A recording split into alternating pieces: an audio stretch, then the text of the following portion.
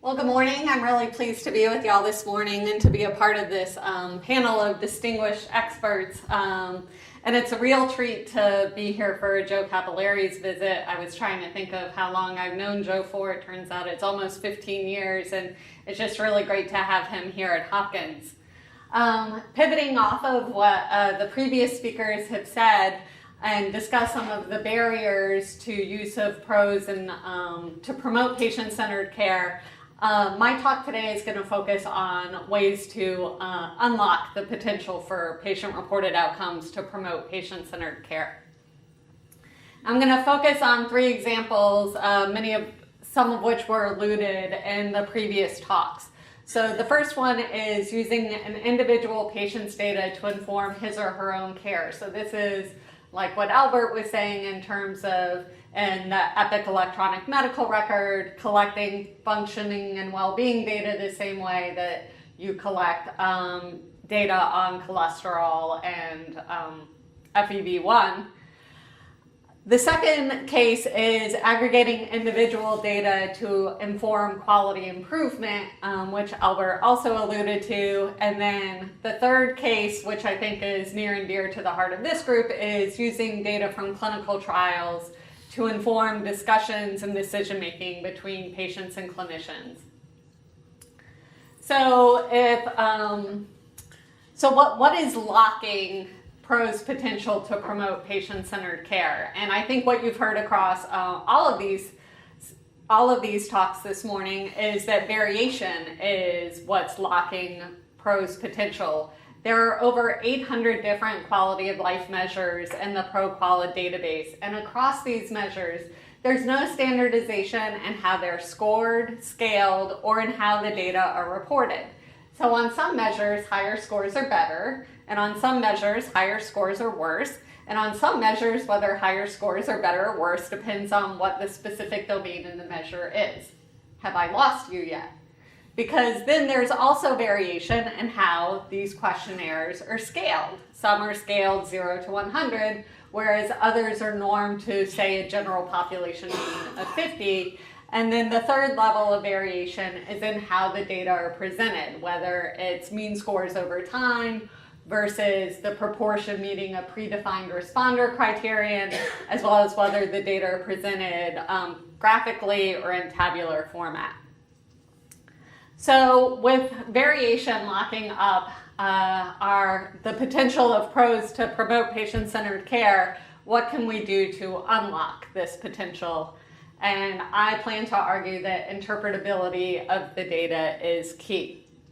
So let's start with door number one, the use of individual patient data to inform a patient's own care. Here at Hopkins, Albert and I have developed the Patient Viewpoint web tool, which enables clinicians to order questionnaires for patients to complete, much in the same way that they would order a laboratory test or an imaging study. Patients receive an email when it's time for them to complete a questionnaire. They can log on to the system, respond to the survey, and then this is what our original score report looked like. And we tried to show scores over time, and we incorporated several things to try and assist with interpretability. So we highlight in yellow scores that are potentially concerning either in absolute terms or based on the change from the previous assessment. And we also provide a legend of whether higher scores are better or worse. Well, despite our best efforts, when we were pilot testing Patient Viewpoint, we basically heard from both patients and clinicians that they had no idea what these numbers meant. They say, I get confused because sometimes higher is better and sometimes higher is worse. A score of 50 meant one thing on one graph and something completely different on another one. I have no idea whether this is a good score or a bad score, and just basically, I don't know what these numbers mean. Now, the International Society for Quality of Life Research has been working to develop tools to address this and other issues in using patient-reported outcomes in clinical practice. This user's guide walks step by step through the process of implementing an individual PRO assessment in a clinical practice, provides different options for each of the considerations and the relative advantages and disadvantages of each. So the user's guide is available on the ISOQual website, and then there's also a paper summarizing it published in Quality of Life Research. And basically what it presents in terms of how do you interpret, what aids can you provide to assist in interpretation of an individual pro data, they provide a continuum of options. At the most, yes, Kay? I think your battery's dead on your mic. So let me either get you another battery or sometimes Testing. there's one up here. All right, well, I'll shout in the meantime. I'm going to so we go don't get you lose another them. one. I can just talk loud. Can you hear me in the back? Okay. We We'll can't just- record it as a problem. Oh, well, that's even better. Score! You didn't see me take the battery out. Anyway, so in the ISOQual User's Guide, a continuum of options was provided for providing assistance in interpreting the data. And at the most basic level, you can just say what the data mean. Higher scores are better, or higher scores are worse. And that provides a basic level of information, but it doesn't tell you whether a score is important for a given patient. At the next level up, you can provide reference scores from either research studies, general populations, or the population in that practice, which provides a basis for comparison, but again, doesn't tell you what it means for that particular patient. At the third level is caseness, which provides either cutoff scores or change scores that allow you to categorize patient scores into different groups, whether it's no disability, moderate disability, or stable, worsened, improved. And this is incredibly useful, but it's unfortunately not available for many of the pro measures that are in use. And then at the most intense level, clinician and patient can actually sit down and review a questionnaire and discuss what the patient scores mean. So this is the improved patient viewpoint score report, and we still put a yellow box around scores that we think are concerning, and we now provide an arrow along the y-axis to indicate whether higher scores are better or worse. And we also provide a link which describes the score meaning. And so if you click on that link, it tells you whether higher scores are better or worse, what's considered normal scores, which scores get highlighted, and then for those who are interested, the specific statistics related to quartiles and standard deviations. Okay, so that's an individual patient's pro data that's used in his or her own care. But another way that pros can promote patient-centered care is for informing quality improvement. So this can occur when you, for example, collect the data from multiple patients and then you aggregate it. So this is measure once, cut twice, using the same data for multiple purposes. And I'd like to thank John Brown from University College Cork, who shared the next couple slides with me. And to orient you to what these slides show, each dot here is a surgeon. In this case, it's a breast cancer reconstruction surgeon. And on the x-axis is the number of surgeons, number of operations the surgeon has performed, and on the y-axis is the average quality of life scale score for that surgeon's patients. So this red dot surgeon here we know is performing below average, which is shown by the horizontal line, but we don't really know why. What's holding this surgeon's back from having higher quality of life scores in his or her patients? Well, that information becomes available when you can add interpretation guidance to what the quality of life scores mean. So this red dot surgeon is performing at the level that, on average, patients report that they're satisfied with the shape of their breast when clothed. Whereas the average performing surgeon, their patients report that their breasts line up when unclothed. And the highest performing surgeon reports that their patients report that their breasts are equal in shape and size when unclothed. So that provides really useful guidance to this red dot surgeon to try and improve performance. Okay, so the last case I wanted to go over, which is near and dear to your hearts, is using group level data from clinical trials and research studies. And I'd like to thank my colleague Michael Brundage for sharing the next few slides with me. But several years ago, Michael did a very interesting study where he looked at how quality of life data affected treatment decision making.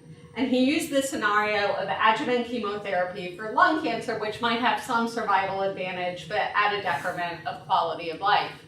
And so what he did in this study was he first presented patients with information about what the chemo regimen would involve in terms of timing and what the toxicity was, and then asked them how much survival benefit would you need for you to undertake this adjuvant chemotherapy. And then he actually shared with them the survival data from the clinical trial and said, okay, well, does that affect your preference for whether you want chemo? And then he provided quality of life data and says, now, does that affect your decision about whether you want chemo or not? And in a really interesting move, he presented some patients with a very small difference in quality of life data and some patients a very large difference, and then saw whether that affected their preference. And at the end, they asked patients to report how useful the different categories of information were. All right, I have to start behaving myself again because it's being recorded. Thank you. Okay, so, and this is an example of what a small difference in quality of life looks like, and this is what a big quality of life difference looked like. And what they found was that the quality of life data did make a difference in patients' willingness to undergo adjuvant chemotherapy, with the small magnitude difference making very little impact on decision making, but the large decrements in quality of life leading to patients being substantially less willing to undergo adjuvant chemotherapy. So this shows that patients find this data useful for making decisions about their treatment. And in fact, they rated the quality of life data similar to the survival and toxicity information in terms of its usefulness for informing their decisions. In a follow-on study, Michael talked to oncologists about how comfortable they feel working with quality of life data with their patients. And what they found was only 42% of the oncologists they interviewed feel comfortable interpreting quality of life data from the clinical trial literature, and 67% felt that they needed to improve and increase their use. So again, the International Society for Quality of Life Research has been working to develop tools to address this problem. One thing that we've done is an extension to the consort reporting guidelines specific to randomized trials that include pro outcomes. And then a group of us also developed a checklist for clinicians for how to read and use an article about patient-reported outcomes for clinicians who might not be as familiar with the data. So what can we do to break through the barriers? And I'm just going to briefly mention a study that Michael Brundage and I are doing right now with PCORI funding, where we're looking to develop best practices for presenting pro data to patients and clinicians so that they can both understand it and use it in practice, addressing both individual patient pro data as well as clinical trial results. So stay tuned because we're hoping to strike gold. I'd like to thank the Patient Viewpoint team, the PCORI project team, and our funders. So thank you very much.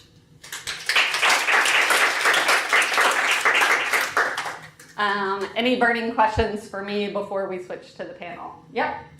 In the pre-post data from the giving patients a big difference in quality of life, it actually looked like there were a few patients to whom the quality of life information made a huge difference, whereas for a lot of patients, I'm assuming each bar was a patient, for a lot of people it actually didn't make a difference. And I guess I'm wondering what your thoughts are on how to best present that, because I think, if we're trying to represent a patient's perspective, that sort of is different than a conclusion that we might draw by saying, quality of life, universally, people find this information really important. Because I guess, personally, in looking at that data, there were several patients in whom it didn't appear to make a difference.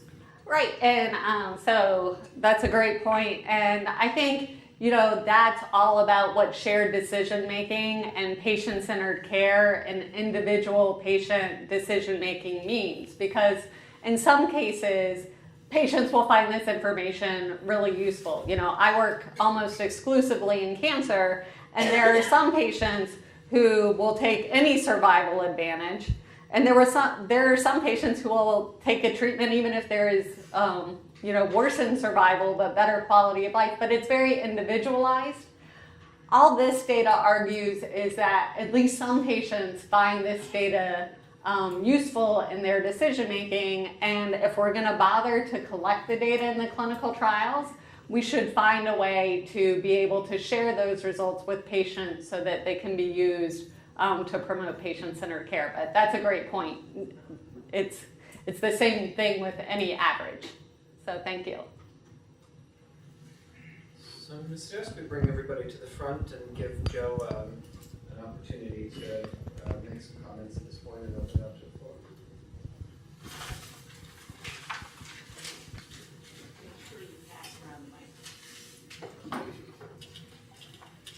Yeah. Yeah, I'm gonna. I think we can just turn them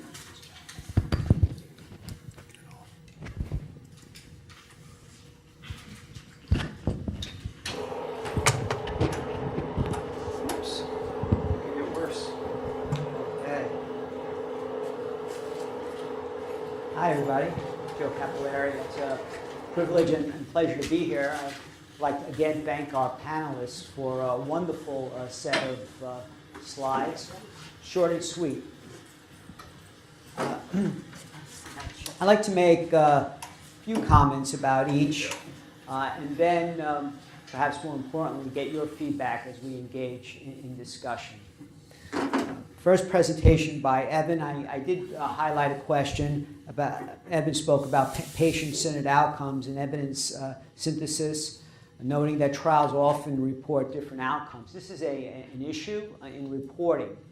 So one thing we can do here is develop an initiative, a consortium to better report, especially those psychiatric, social indicators as they relate to social interventions and medical interventions. Albert gave a nice presentation with a provocative title, Attack of the PROs. Sounds like the nearest movie near you. And I encourage you to go through those slides. I'm assuming they will be available because they're good references in his presentation, including advances in use of PROs and electronic medical records.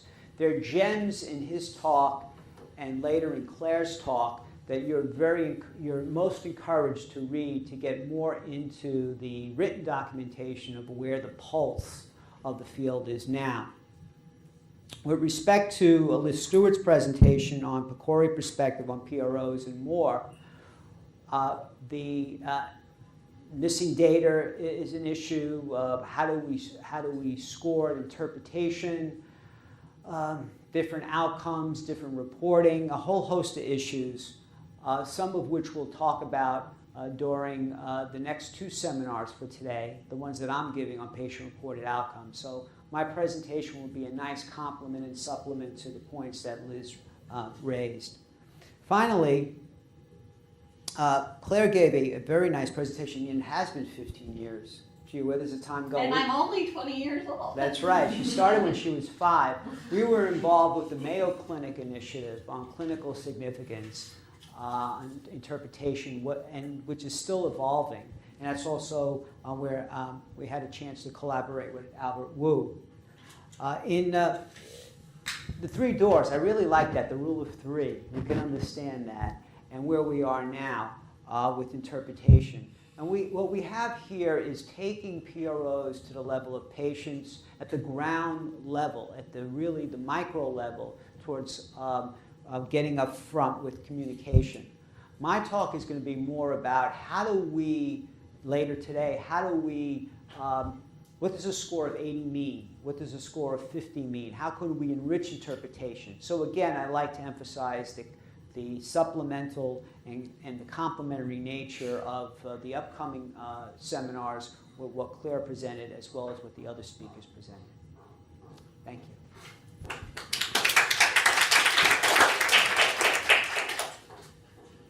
So I have a few questions for the panel, but I thought before I do that, why don't we open it up to the floor and see if there are other questions that people have.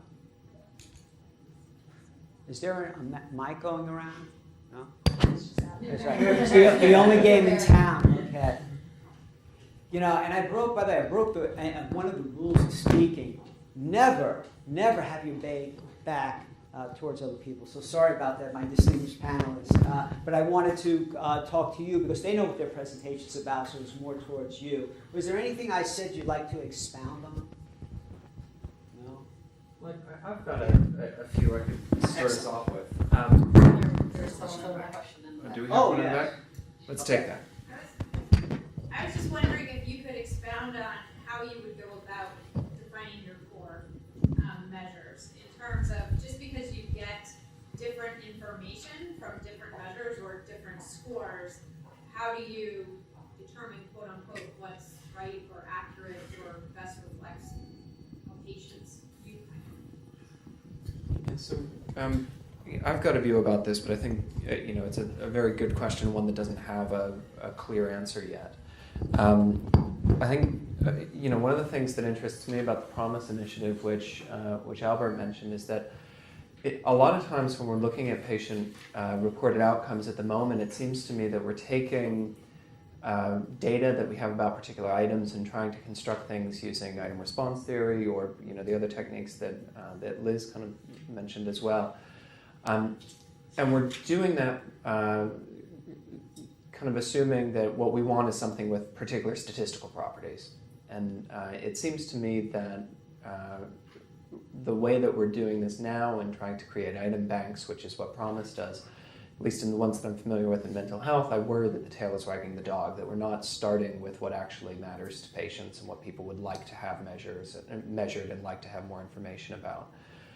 So for me, that process would begin with one of a number of different methods, and I think there are different ways you could cut it. A Delphi process involving different patients, some kind of other formal consensus process. There are econometric methods that people here and elsewhere have used to try to answer these sorts of questions. And I don't know that we've got a definitive answer of what the best way to do that yet is. I think the consensus process is the most commonly used, but I think it's an unanswered question as far as I know. But I'd welcome other people to chime in as well. Just to build off what Evan said, I wanted to highlight a couple initiatives that are ongoing related to this topic. So there's a group in the Netherlands that is developing standards for developing core measure sets. These are the same investigators who ran the COSMEAN initiative, and I don't remember what COSMEAN stands for, but it was about how to pick pros and how they're trying to do a follow-on using an international Delphi process on how to develop core measure sets. And then the second one, building off of this discussion of Promise and trying to calibrate items on the same level, Dave Sella's group is doing a Rosetta Stone project where they're trying to come up with a universal underlying calibration of all the different measures. And I think that this will hopefully help address several of the barriers that Evan mentioned. Anybody else? I have a question for the audience.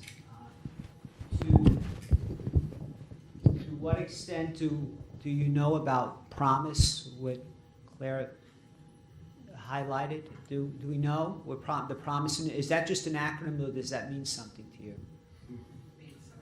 It does. Okay. Anyone want to? Okay, Albert, you want to say something about Promise? About just for those of us who are not as into. So I'll say a little bit about Promise. Promise is an initiative funded by NIH. It was part of the Roadmap initiative, which started really 10 years ago. And it was to help create infrastructure that would speed the conduct of research on a national level the goal was to come up with really a common basic set of measures of particularly important domains, which initially were very generic domains, such as physical functioning, pain, mental health, social functioning, energy, sleep, sexual functioning, to name a few, to come up with pools of items that could be all calibrated one against the other so that you could very efficiently select which questions to ask a person to rapidly get to a good estimate of what their state was with regard to any one of those domains. And so this was there were many national teams, each of which took on a particular concept. And for example, there's several hundred physical functioning items that were sort of corralled by Jim Fries and John Ware and others. They're all calibrated to one another so that just like when you take the GRE exam, you are administered a computer adaptive test. You ask a question, can you run a mile? If you can run a mile, then the next question is, can you run a marathon? If you say no, then the next question might be, can you run 100 yards? And by a computer algorithm which selects an item which has a high probability of being within your range of performance, you can rapidly get to an estimate. This expanded in the second 5 years to be more condition specific. So there are more. There are sets of items which now exist for example, for respiratory disease. There are several dozen measures now. There are shorter and longer versions of all of the measures, and there's a beginning effort, which is this Rosetta Stone, to calibrate as many of them, especially the common concepts, across, so that if you know a little bit of information, you can at least come up with some estimate of what another score might be. Or, for example, if you have two different measures of depression that are administered in two trials, you can use Rosetta Stone to calibrate one to the other and crosswalk and estimate what a common depression score might be across the two trials. So that's a little bit of where things are. There is a website where you can go to find the measures. You could actually administer measures from the site. You can get things scored on the site. So there are quite a lot of resources that are available, which is what I think that NIH had mostly intended in the first place. I'd like to give a couple comments that I'm thinking about in retrospect. One of them is there is an organization called the Critical Path Institute, PRO Consortium, that is funded by industry, so that industry and FDA are more in sync with respect to patient-reported outcome measures as they relate to the potential of getting those measures in the label. Wouldn't it be nice if we could take a PRO off the shelf, already preordained, agreed upon as meeting validation criteria, so that if there's a hit in a trial, in a phase 3 pivotal trial, there is a likelihood that PRO will be granted a label claim because it has already been blessed, that it has already gone through the rigors and has been endorsed by the Critical Path Institute, which is made up of industry sponsors and FDA personnel. This is intended to accelerate drug approval and to put patient-reported outcomes in the label in a more accelerated and efficient manner. So Critical Path Institute, you can Google it if you want to know more. They have consortia on different topics, including PROs. So if PROs is your thing, you can go there. If it's not, you may see something else that may interest you. The second comment I want to make is about, Liz, your presentation. She gave a wonderful reference on statistical methods in medical research. I know about it because I was a was fortunate to be a participant and co-author on that special issue, which was co-edited by FDA colleagues. It'd be nice to have them here to talk about what they wrote. Statistical Methods in Medical Research, published in the October 2014 issue of that journal. Hot off the presses. Hot off the presses. I co-authored, lead author on the paper on interpretation of patient-reported outcomes. Lisa Cameraman and I would do it. Lisa was a senior official at FDA, statistician for 25 plus years. Now she's elsewhere. We used to do co-present. We would teach courses on PROs, and she thought it would be a good idea to bring that to life in print. So she and her colleagues at FDA, as well as myself and a few other colleagues outside of FDA, took part in that special issue, Statistical Methods in Medical Research, especially from a regulatory perspective. So those of you involved in clinical trials as they relate to PROs, you may want to get a sense of the current pulse and thinking from people who are close to this topic. Jill. Good. So in your last statement, you said, wouldn't it be great if we could take a PRO off the shelf and put it on a roadmap? And I don't think that would be so great. And I think even with a comment before that, some people, the quality of life information made a lot of difference. Other people, not so much. To me, it would be really important in my life for my knees if I could play volleyball or not. But that doesn't matter to a lot of you. But so my problem is that I think it's really hard to tell differences between interventions and clinical trials. And even when we're measuring really clinical events like heart attacks, fractures, some kind of functionality, and then you want to put on top this other layer of things that, to me, are inherently individualistic. And I just, so sometimes I kind of walk away and I think, you're making it more difficult to really see treatment effects, and you're placing asking the FDA to place some judgment, kind of really a subjective judgment. So, sort of would like some of your thoughts on that.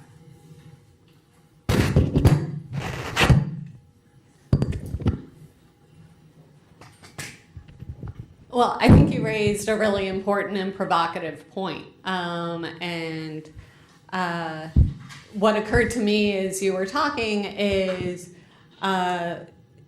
while there is definitely individual variation on not just what is an important PRO outcome, but what is an important clinical outcome, I wouldn't want the perfect to be the enemy of the good.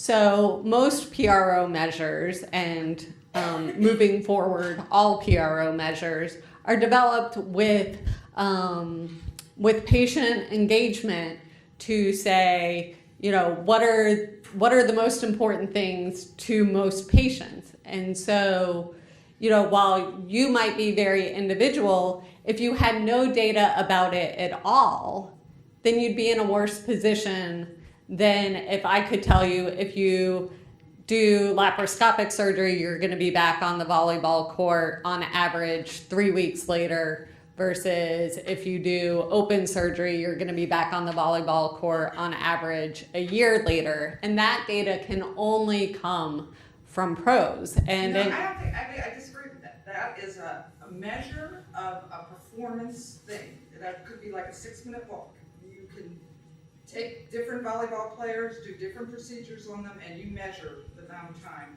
It doesn't require me to tell you how important that is. Okay, so there are certainly other ways to measure physical function, and I'm not arguing that PROs are the only or best way to measure all outcomes, but what if the outcome was depression?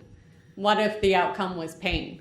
Yeah, I see it for, if that's the clinical outcome, that's different to me. Well, I want to add to that.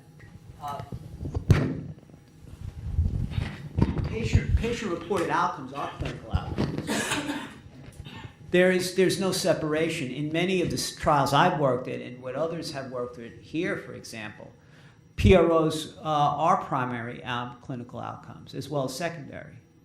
And in trials I've worked in too, but it troubles me to see them as primary outcomes in fields unlike that. It's not depression, it is asthma or,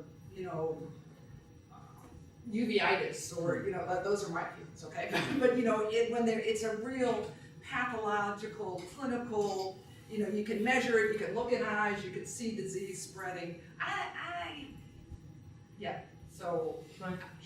Yeah. I wasn't trying to. It sounds to me like the objection that you have is to the value judgment that goes on with a patient-reported outcome.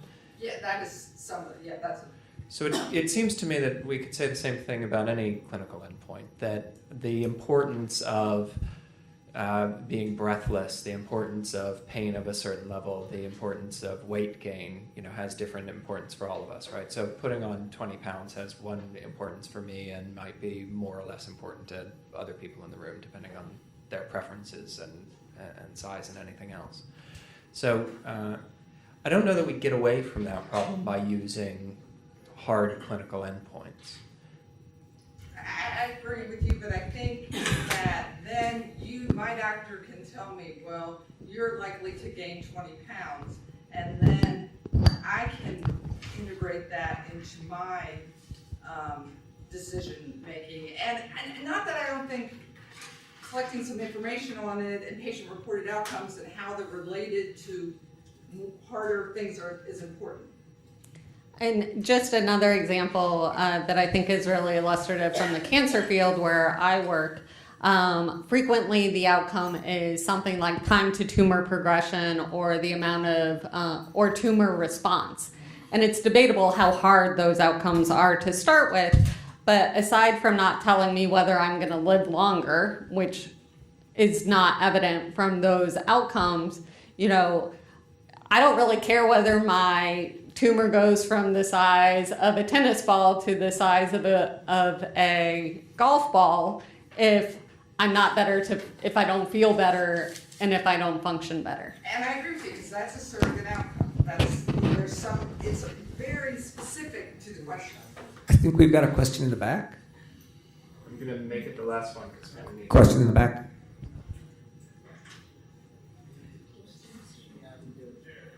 We do need to. Oh, yeah, go ahead. Another question in the back. Another different question in the back.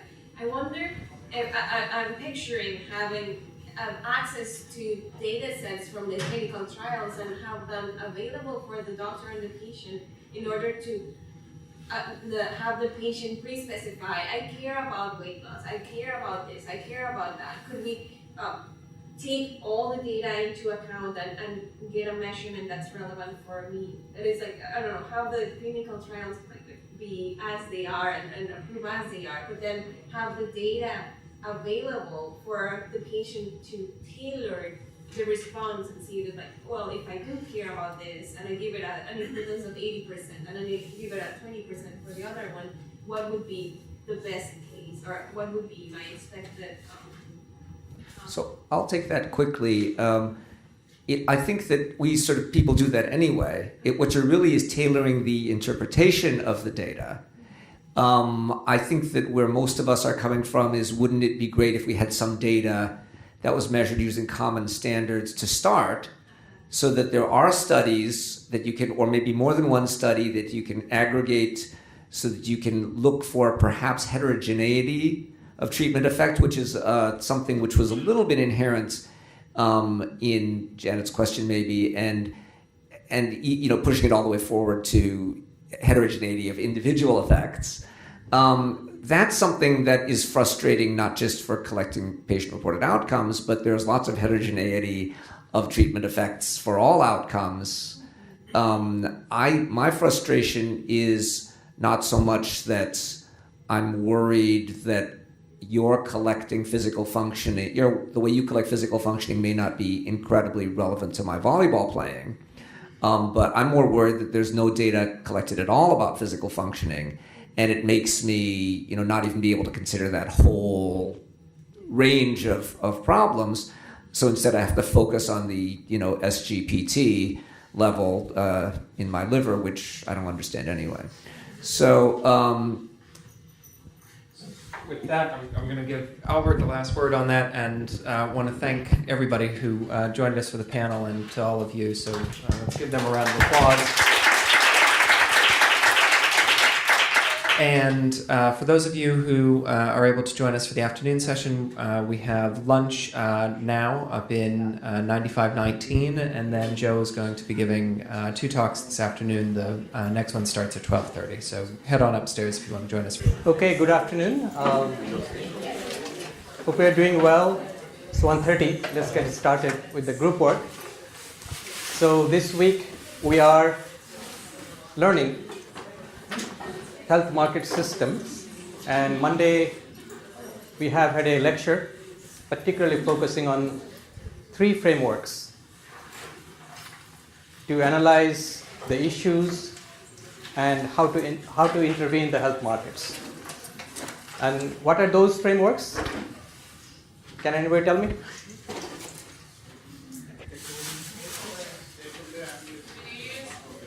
Sorry? Who? Yes? 3Ds? The last one first, no problem. What does this mean, 3Ds? You're looking it up. Okay. Develop, distort, dilemma. Okay. The other one? Stakeholder analysis. Yes? Access frontier analysis. So we're going to use these 3 frameworks.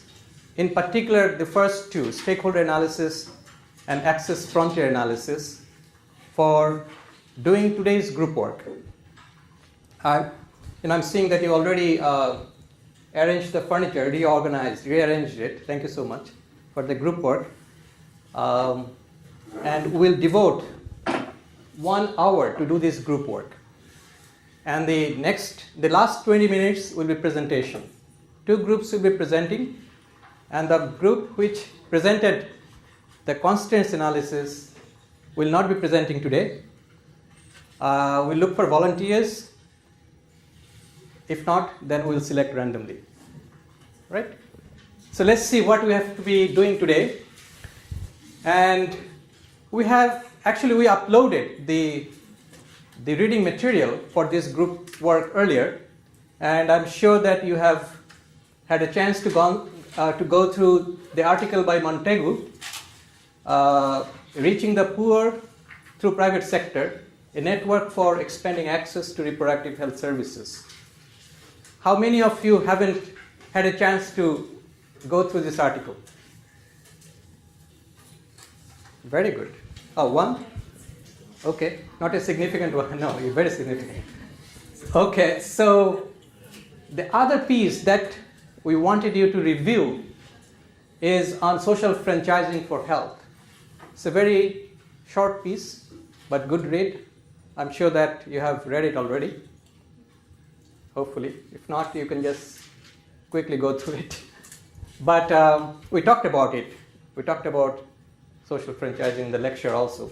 So the assignment for today is basically you,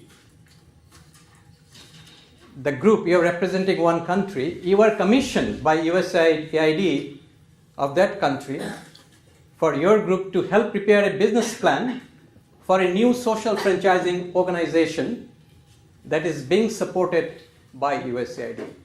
It's a good thing, isn't it? You have money now, you have to develop a business plan.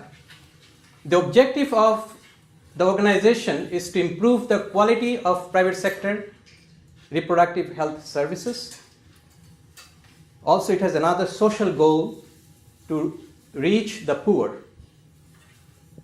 And as part of this business plan, you need to understand the health market for reproductive health services in your country, which is the key. That's what we've been discussing this week, to understand the market is the key.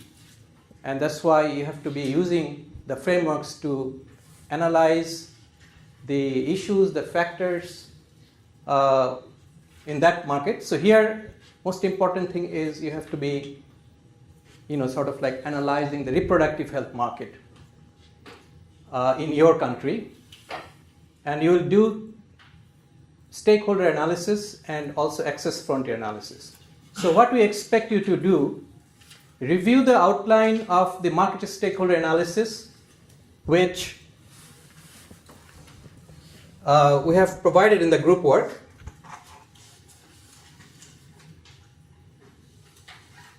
So this is the market stakeholder analysis matrix, and you will see that we have given an example in the first row, and you see the columns are stakeholders, interest, complement and substitute, nature of influence and power, and priority actions that we have learned in the Monday's session. So we have given an example as like government health center management and what is the role and the priority actions or areas for government health center management, government health center. And also these are the stakeholders that we have created a space you can fill in with all these the cells in this matrix, particularly looking at the data that is available for your country. So the stakeholders in the field of reproductive health.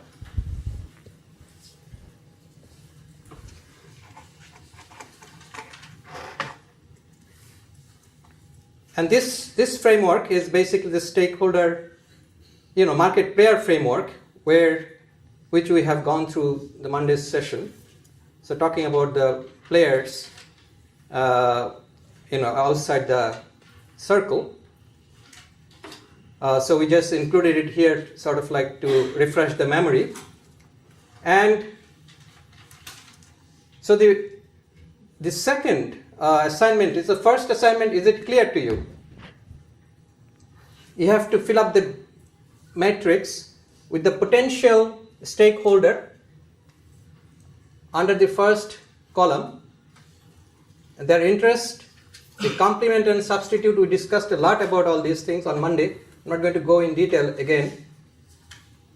And nature of influence and power and priority actions for new social franchising agency that basically you are developing, and the plan for that, you are developing that agency. And the second item is using the access frontier analysis, consider the list of different types of potential consumers of the social franchising organization services. So you have to develop a list of potential consumers of the social franchising organization that you are developing a plan for. So who are the consumer? Who would be the potential consumers for that social franchising organization? And you need to develop and propose strategies that the social franchising agency can use to reach the types of consumers that you have listed in your list. So the list of consumers and strategies, how the social franchising agency can use to reach out those types of consumers that you have listed. And finally, in your country, what are the prospects that a social franchising organization of this nature will truly reach the poor?